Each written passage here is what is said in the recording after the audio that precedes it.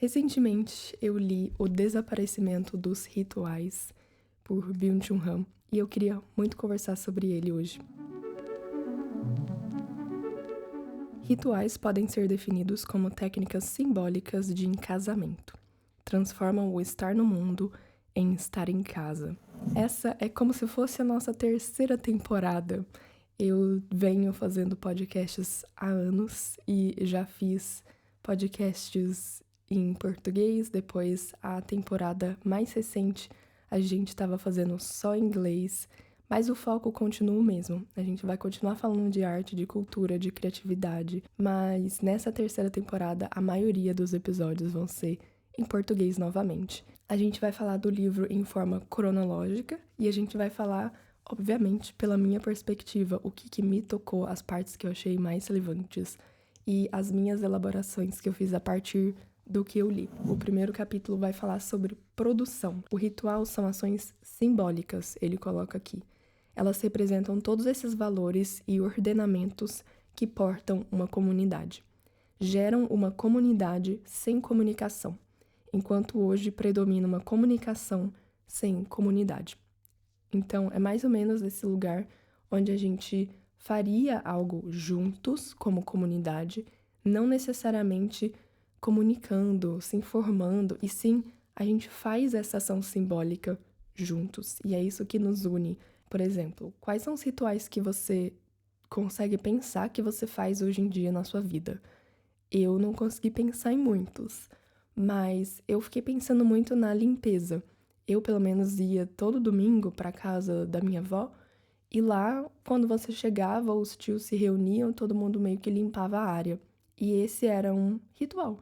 Ou então, toda quinta-feira era dia de fazer pamonha na casa da minha avó. Nesse capítulo, ele segue falando sobre como o mundo está desprovido de simbolismo, já que o ritual é uma ação simbólica. A gente tem muito A significa A, e não o A pode significar tantas coisas. Então, a gente tem muito pouco simbólico. Ele coloca ali: dados e informações não possuem força simbólica. Assim, não admite reconhecimento. No vazio simbólico, todas as imagens e metáforas que provocam sentido e comunidade e que estabilizam a vida têm se perdido. A experiência da duração tem diminuído. E aí ele parte para fazer essa conexão disso tudo com a produtividade que a gente tinha falado, que é o assunto desse capítulo, primeiro assim. A coação atual da produção toma das coisas sua conservação. É como se o ritual ele fosse uma conservação. Ele é um ritual de casamento. Ele guarda ali o mesmo valor, o mesmo teor. Ele tem esse lugar de repetição, esse lugar de rotina, enquanto que a produção ela quer sempre algo novo, sempre algo melhor. Pelo menos eu interpretei assim. A sua capacidade de conservar, de manter vivo na memória, de abrir as possibilidades simbólicas. Quando você repete muito uma coisa, dessa vez teve esse sentido para você. Dessa outra vez, talvez pode ter um outro sentido. E aí, as mesmas coisas podem ir se ressignificando nessa repetição. Os dias vão sempre virando os mesmos dias, a rotina, onde você mora, o caminho que você toma, as comidas que você come, a roupa que você usa. É meio que muito difícil para mim, e acho que para muitos seres humanos aí, sustentar essa repetição, sustentar esse mesmismo. E eu acho que o ritual, ao colocar um pouquinho mais de simbolismo na mesmice, abre um pouco esse leque e esse repertório. Só que nessa nossa sociedade da produção, isso não é viável. Eu preciso produzir mais um, e mais um, e mais um, e não abre espaço para eu ficar aqui nessa repetição e conservar isso. Conservar, inclusive, coisas, mas conservar também momentos, fazeres. A conservação, ela presume que as coisas vão durar. E nessa nossa sociedade de produzir, nada é feito para durar. Inclusive o nosso comportamento. Ele coloca assim: coisas não são consumidas ou exauridas, mas usadas, de modo que podem também envelhecer. Sob a coação da produção, contudo, nosso comportamento exaure. Essa relação onde não é nem mais coisas que você tem que estar produzindo, é uma performance, é um comportamento. Então, em vez de só usar, alguma coisa, você exaure ela. E aí ele fala, inclusive, não consumimos meramente coisas, mas também emoções com as quais são carregadas. Porque a coisa em si, ela vai realmente acabar. Mas a emoção, ela é um combustível, assim, infinito para você embutir ali num produto. Então você não vende, por exemplo, um creme. Você vende a beleza, você vende um conceito, uma emoção, a sensação de estar bela. Com isso, o estético fica colonizado pelo econômico. As emoções são mais fugazes do que as coisas. Não dão, assim, estabilidade à vida. Ao consumir emoção, além disso, não é com coisas que a gente se relaciona, mas consigo mesmo. E aí a gente vai, sim, se esmesmando, sem mesmice ou com mesmice, mas sem simbolismo de mesmice, ensimesmado. É como se a gente ficasse, assim, narcisistas, individualistas, sem capacidade de criar uma comunidade. Existem vários podcasts que eu ouvi recentemente que falam sobre ser um villager. Todo mundo quer uma village, todo mundo quer uma comunidade, mas ninguém quer ser o villager. Ninguém quer ser essa pessoa que oferece essa comunidade para as pessoas. De perguntar o nome de um vizinho, de promover uma festa, de convites, de ir. É realmente um trabalho que, para além de você ser introvertido ou extrovertido, hoje em dia a gente não tem tido mais. Nas palavras dele, rituais produzem uma distância de si, uma transcendência de si. E aí ele fala inclusive da percepção serial. Ele dá exemplo de séries, filmes que tem 1, 2, 3, 4, séries mesmo, ou então os livros que tem 1, 2, 3, 4. É como se até na arte, até na produção de cultura, a gente criou essa necessidade de produção, de sempre precisar vir mais um, mais um. E ela é extensiva, ela é sobre quantidade, ela não é sobre ser intensa e simbólica, não é sobre eu vou viver essa experiência e esse é o meu ritual, e aí eu vou viver essa experiência de novo, esse é o meu ritual. Eu achei essa parte aqui do livro de uma sutileza muito grande, porque é muito fácil a gente acreditar que a gente está vivendo pequenos rituais e criando um viver um pouco mais intensivo por ter o livro que vem depois, por ter algo que eu já sei que eu vou fazer, por ter a rotina. Parece sempre muito que a gente está vivendo em pequenos rituais, mas não tem a força simbólica que um ritual deveria ter. É só isso que é, assim, a sutileza que diferencia uma coisa da outra. E o simbólico, quem coloca é você, sabe? O simbólico, ele é nosso, ele é do ser humano. A gente pode criar, assim. Simbolismo é algo que é elaborado dentro e fora de você, mas pode ser que para você tenha e para um outro não tenha, assim. Pode ser que nessa cultura se criou esse simbolismo e alguém que não é dessa cultura não vai entender muito simbolismo ali logo de cara. Ele termina esse capítulo falando de religião, que eu achei interessante. Ele fala sempre de alguns conceitos e palavras antigas como religere, é prestar atenção. Então, toda prática religiosa é uma prática de prestar atenção. E aí ele fala do templo como esse lugar de prestar atenção. O simbólico, ele aparece muito nesse lugar de presença, de vou prestar atenção, eu vou ter uma outra qualidade de presença, eu vou ter um silêncio, um contemplar aqui. E ele fala no final, inclusive, da repetição de novo. Esse lugar de rezar e você sempre ir na missa, tem sempre uma rotina também, digamos assim, né? Mas uma rotina mais ritualizada. Você tem ritos numa cerimônia de qualquer religião e esses ritos vão ser repetidos.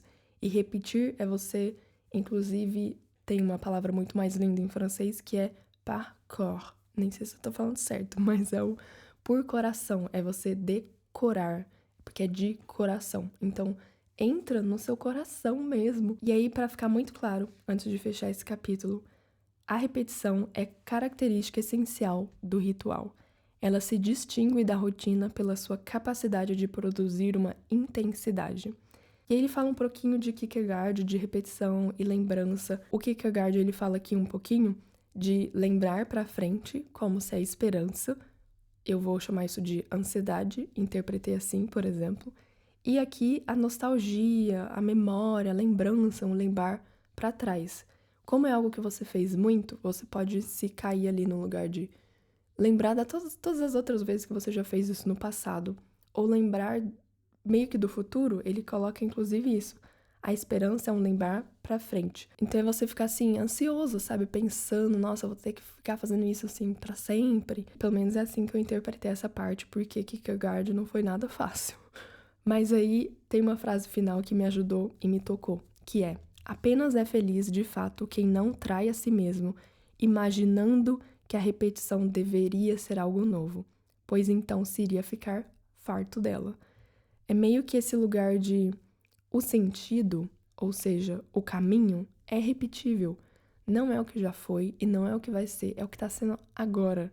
Essa força de intensidade de separar a repetição da rotina e de conseguir, através de fazer a mesma coisa, não fazer a mesma coisa, porque você está presente, está intenso aqui, você está vivo, prestando atenção, como se fosse algo divino, como se fosse um rito, uma cerimônia que você está fazendo agora, e não qualquer outra coisa. Se produzir, significa se pôr em cena.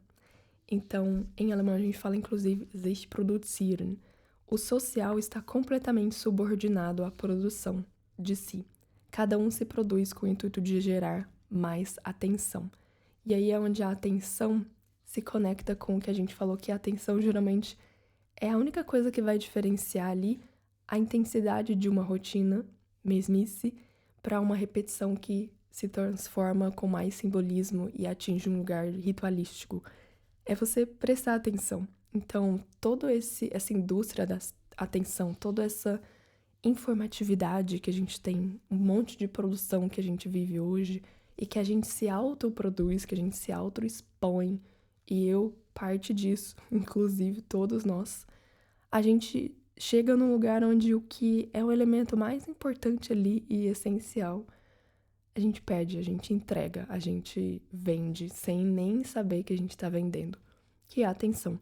Por isso que é tão importante a gente, de fato, assim, começar a tomar mais cuidado com onde a gente coloca a nossa atenção, quais redes sociais, mas para além, não vou nem problematizar aqui hoje redes sociais. Onde você coloca a sua atenção?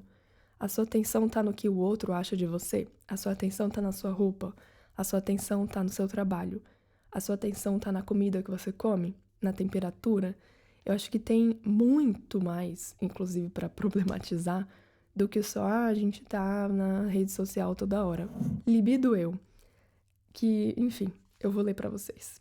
A coação de produção leva à coação do desempenho. O desempenho se diferencia do trabalho de modo libido econômico. No trabalho, o eu não precisa estar no centro. No desempenho, ao contrário, o eu se refere especialmente a si mesmo. Produz não apenas um objeto, mas se produz. Quem é absorvido pela libido objeto não se produz, mas se esgota. Meu Deus, eu li isso aqui, eu quase caí pra trás, assim.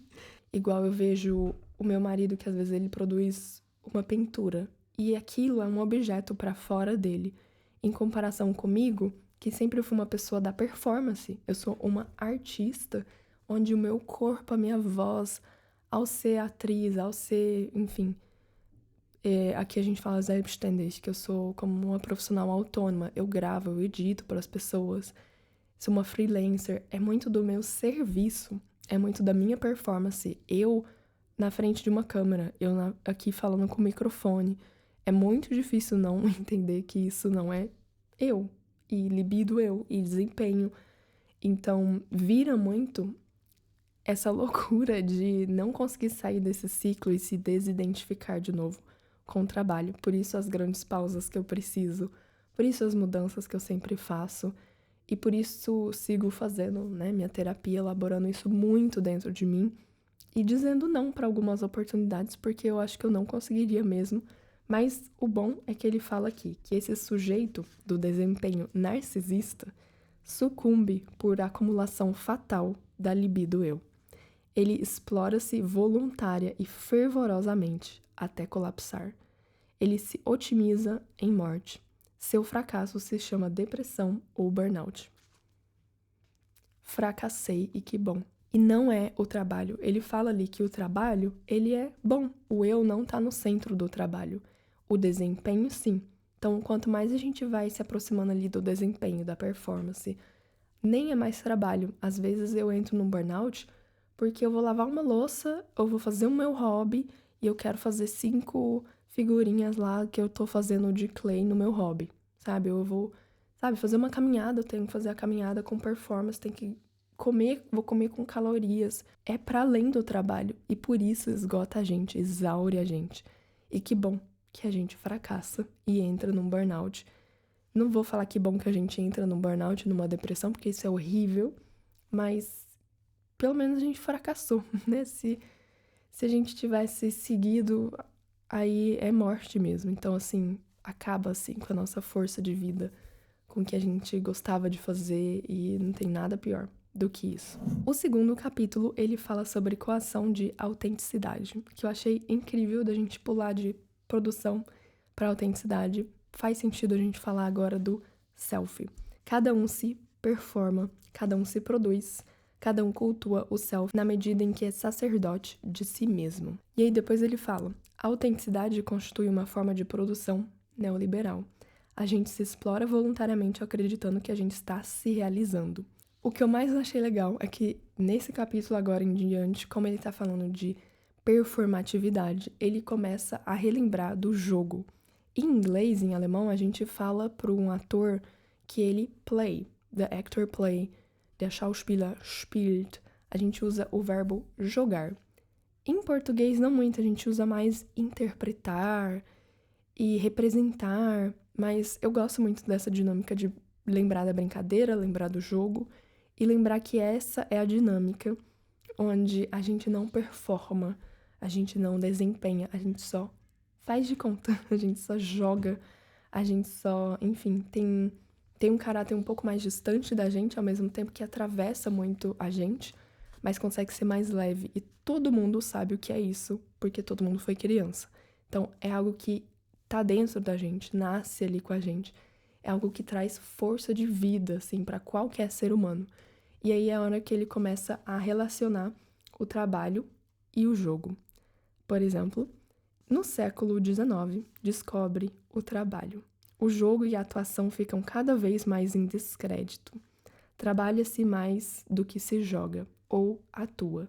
Então ele coloca ali na tradução atua pra gente lembrar que esse jogar do atuar, de ser um ator na sua própria vida, de agir, e agora você só, em vez de agir, você se produz, você desempenha, você produz. Então tem o trabalho. E aí ele fala um monte de coisa muito legal sobre a produção, o jogo. E aí ele vai linkando o jogo com o ritual. O jogo como esse lugar de festa, de exagero, de alegria.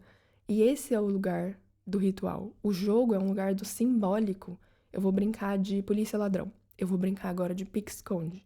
A brincadeira, ela entra num lugar de imaginação e do simbólico diretamente. E aí a gente perde o lugar do jogo e ganha só o lugar do trabalho, onde A é A e não é A é B, e vamos brincar e vamos trocar, e agora eu posso ser uma outra coisa, e agora eu posso ser uma outra coisa, e agora eu posso ser uma outra coisa. E aí vem o trabalho e você é isso. E aí você vira o seu trabalho, as pessoas te perguntam o que você faz, e você responde quem é você é o que você faz. E é muito legal a conexão que ele faz com a festa, a conexão que ele faz com esse momento exagero. Ele inclusive fala no nome de... porque ele é alemão, né, o Byung-Chul Han. Ele é coreano, se não me engano, e alemão, e ele mora aqui em Berlim. Ele inclusive escreve, leciona na universidade aqui de Berlim, que chama Freie Universität. E ele escreve, às vezes, alguns conceitos que são conceitos em alemão, então eles ficam em alemão. E aí um deles foi casamento, em alemão. Casamento em alemão é Ho, que é alto, Zeit. Então é um tempo alto, é um tempo áureo, é um tempo divino, é um tempo de festa, assim. Então todos esses lugares onde a festa, ela atinge uma cerimônia, a festa é um ritual. E um ritual, um jogo, ele pede tudo isso. O mundo não é hoje um teatro no qual se atua em um papel e se trocam gestos rituais, mas um mercado no qual se desnuda e se expõe. A apresentação teatral dá lugar à exposição pornográfica do privado. Lembrando que pornografia é quando você expõe alguma coisa. E a arte, o simbólico, eles geralmente estão mais relacionados com o mistério, com pode ser isso, mas pode ser aquilo, com cobrir e descobrir ao mesmo tempo. Você pode decidir para você o sentido daquilo. E aí tem uma parte que ele fala do gesto, da polidez, que é muito interessante, que a gente perde um pouco esse lugar de demonstrar o que se é. Eu vou dar um exemplo de como que a gente atua, como existem gestos e um jogo ali estabelecido em um ritual. No Brasil, eu falava benção para pessoas da minha família que eu encontrava. E a gente ainda faz isso, mas eu acredito que várias outras famílias, talvez do Brasil, já não façam mais. Mas como a minha família é uma família grande, do interior, religiosa, a gente sempre pede benção. E eu sei que em vários outros lugares eles vão fazer vários outros tipos de cumprimentos, como por exemplo, salam aleikum, que é a paz esteja com você. Então existem assim várias outras culturas e geralmente culturas que têm esse lugar mais religioso ainda conservaram esses pequenos rituais, gestos. E eu falo de gestos porque ele vai dar um exemplo aqui de gestos de polidez. Gestos de polidez têm grande poder sobre nossos pensamentos e ajudam tanto contra mau humor quanto contra dor de estômago, caso se faça mímica de amabilidade, benevolência e alegria. Os movimentos necessários para tanto, a reverência, a inclinação, o riso, causam com efeito um bem que é impossível que causem os movimentos que lhes são opostos da ira, desconfiança e tristeza. É por isso que se em eventos sociais é benquisto, oferece a oportunidade de mimetizar a felicidade, e essa comédia nos cura com certeza da tragédia, o que não é pouco. Ele dá esse exemplo lindo e genial de como a gente às vezes tem que fake until you make it. Às vezes a gente precisa, assim, ser educado, ser polido, oferecer um sorriso, dar bom dia na rua. E isso é o que vai criar alegria, é isso que vai mimetizar a alegria. E esses eventos sociais, a festa, o jogo, o atuar, tem mais verdade porque ele acaba de fato trazendo um pouquinho desse sentimento, eu diria. Não é um lugar de preciso fazer isso, não, e não é um lugar de performar, porque o performar ele é eu vou ser a pessoa mais legal nessa festa, ele é muito assim autêntico, ele é pra valer, ele é de verdade. E às vezes você não precisa ser de verdade, às vezes você pode jogar, brincar, ele dá exemplo das roupas, das maquiagens nos séculos antes do trabalho ser inventado. Aqui na Europa, por exemplo, todo mundo com a maquiagem branca, sabe, exagerada, umas perucas, roupa exagerada.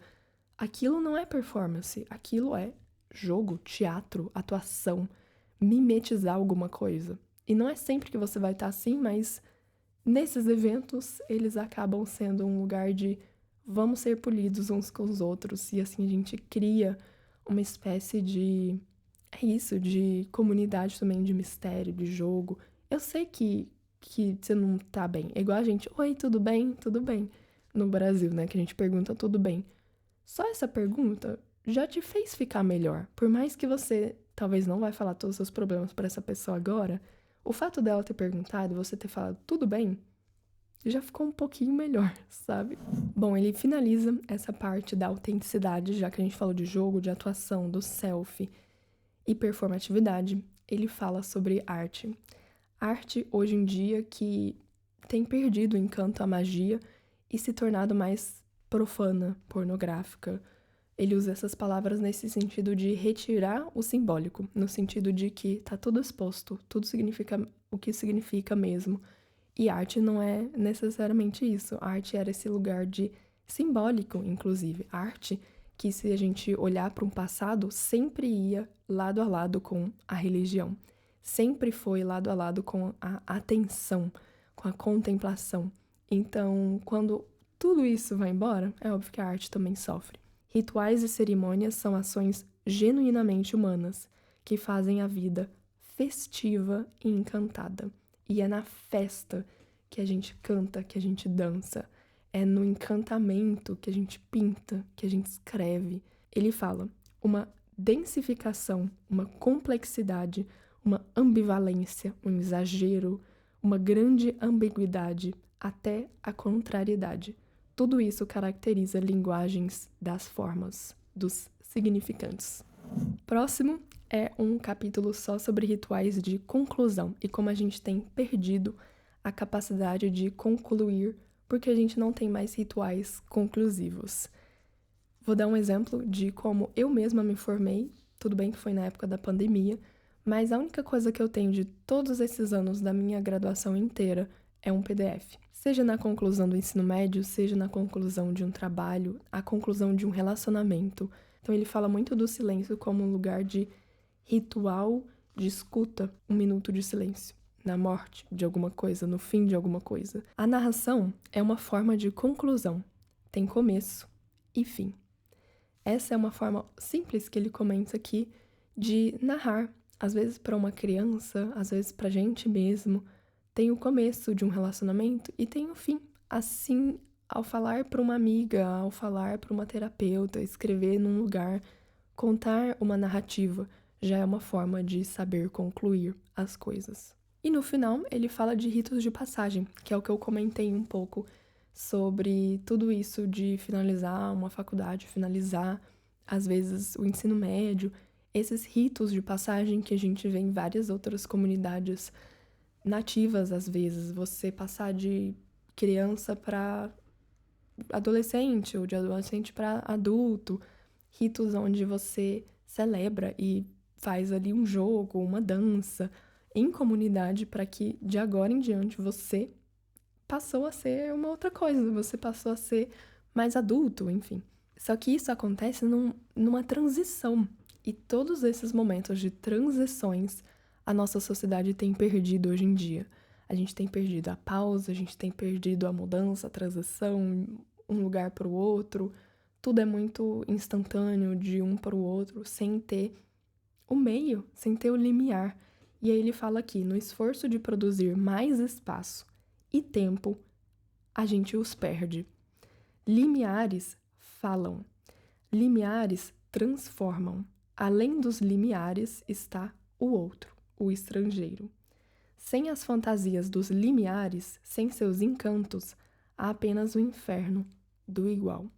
Então, se a gente não sustentar o tempo e o espaço de uma pausa, de um limiar, de uma transição, a gente nem consegue chegar do outro lado, que é o outro, que é uma coisa nova, que é uma outra você, ou um outro projeto, uma outra instância de tempo e espaço.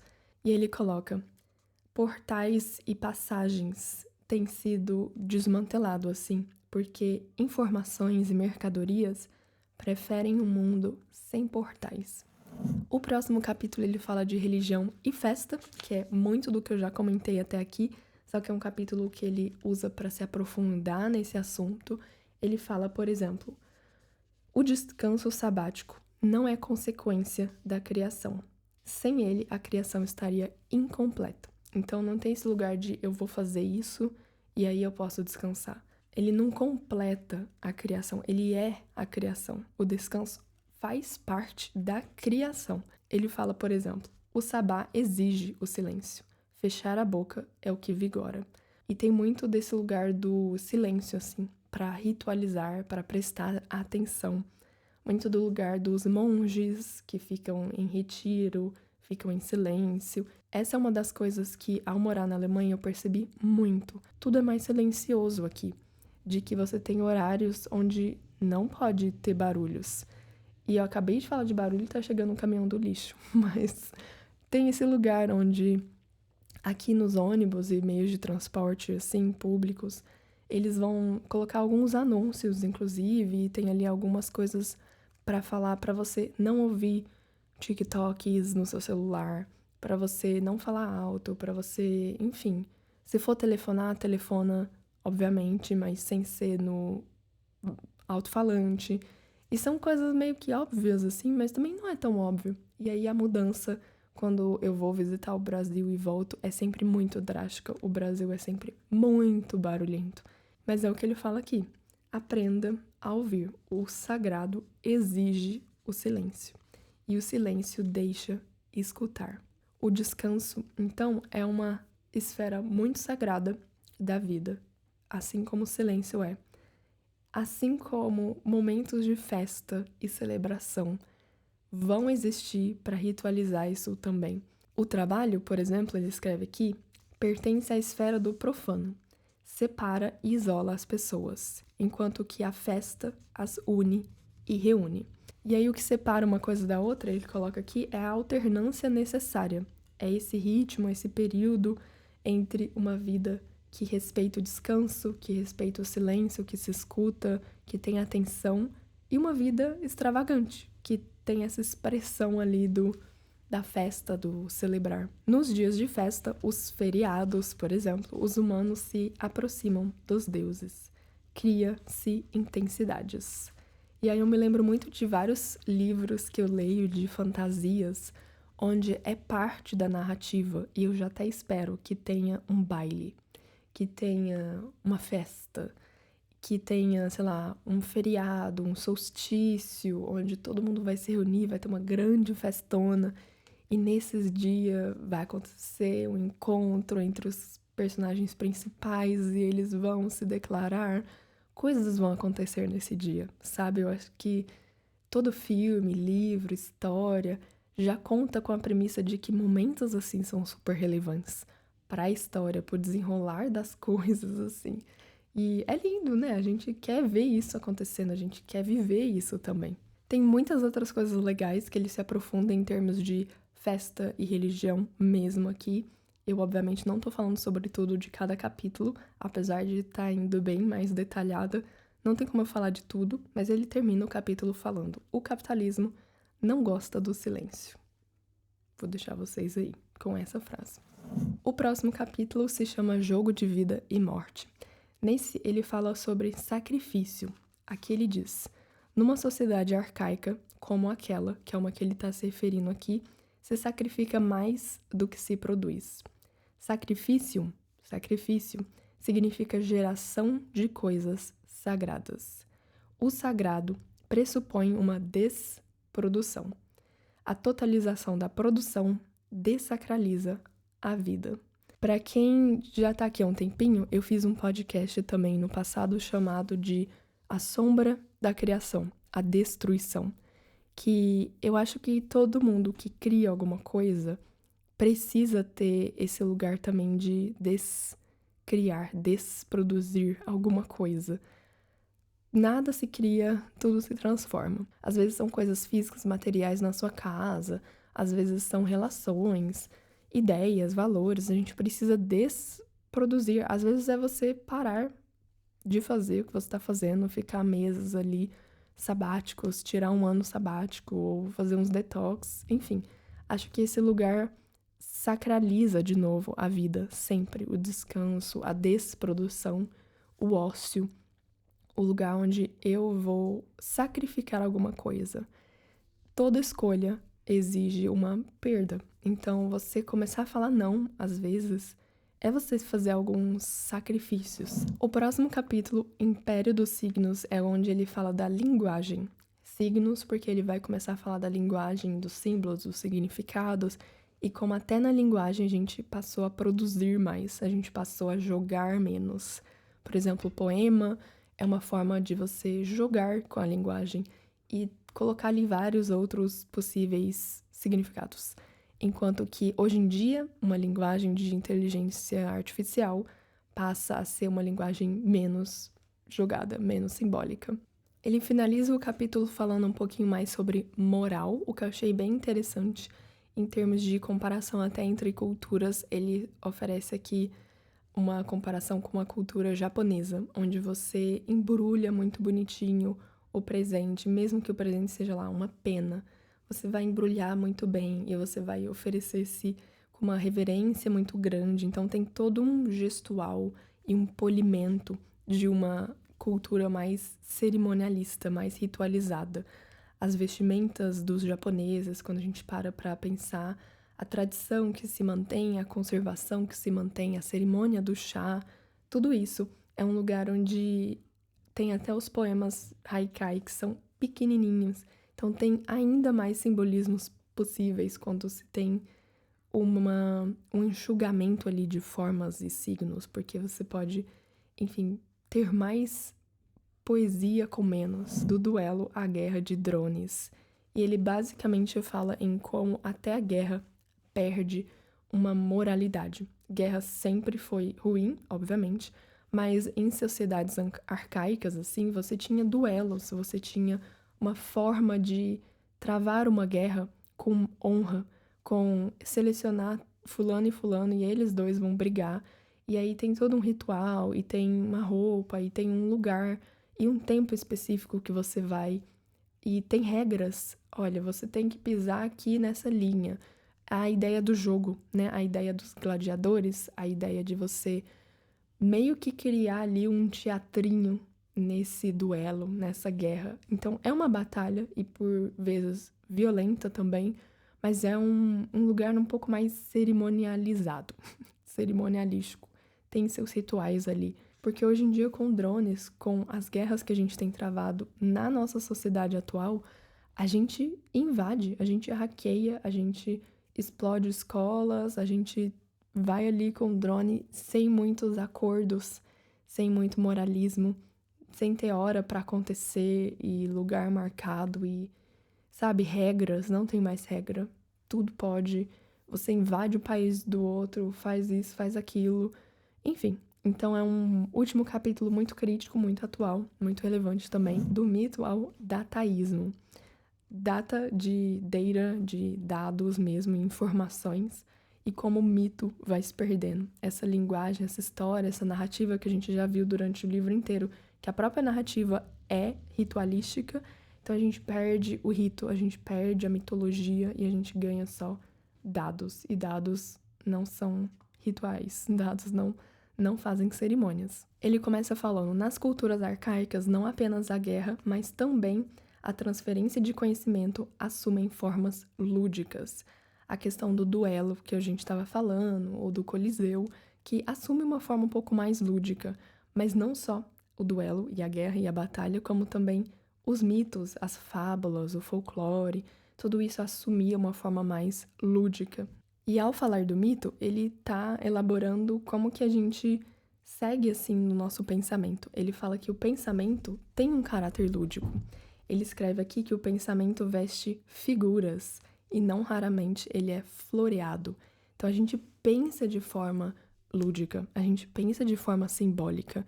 A nossa linguagem, os nossos mitos, as nossas mitologias. Então essa coação da produção, ela está destruindo inclusive a nossa forma de pensar, de elaborar, o nosso espaço que a gente deveria ter para o lúdico, para jogos, para narrativas. O último capítulo, que é super pequenininho, fala da sedução ao pornô. E esse é onde ele finaliza falando de fato que a sedução, ela vem do mistério, ela vem do encobrir de outros possíveis sentidos, enquanto que a pornografia, ela é exposta, ela não tem outras possibilidades. E aí, de fato, a sedução é jogo. A sedução, ela é da ordem do ritual. Ela é da ordem dos ritos de começo, meio e fim. Ela é narrativa, ela é lúdica. E é ali que está, inclusive, a nossa libido sexual mesmo. Enquanto que o pornô, ele é o que é. E ele não tem um rito, ele não tem uma narrativa. E como um duelo, ele escreve aqui, a sedução implica lidar, de modo lúdico, com o poder. Já que a gente está falando de uma relação, também uma relação sexual, com certeza, a relação de poder. Mas como lidar com ela de forma lúdica, né? De forma, enfim, que envolva sedução e rituais. Ele ainda coloca ali que o desejo pornográfico é narcísico e nasce no consumo imediato do objeto oferecido e desvelado.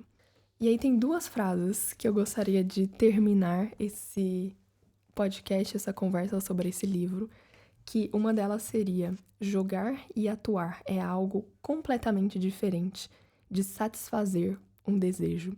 Eu acho que isso vale, assim, para todos os seus desejos, libidos, projetos criativos, relações que você esteja lidando.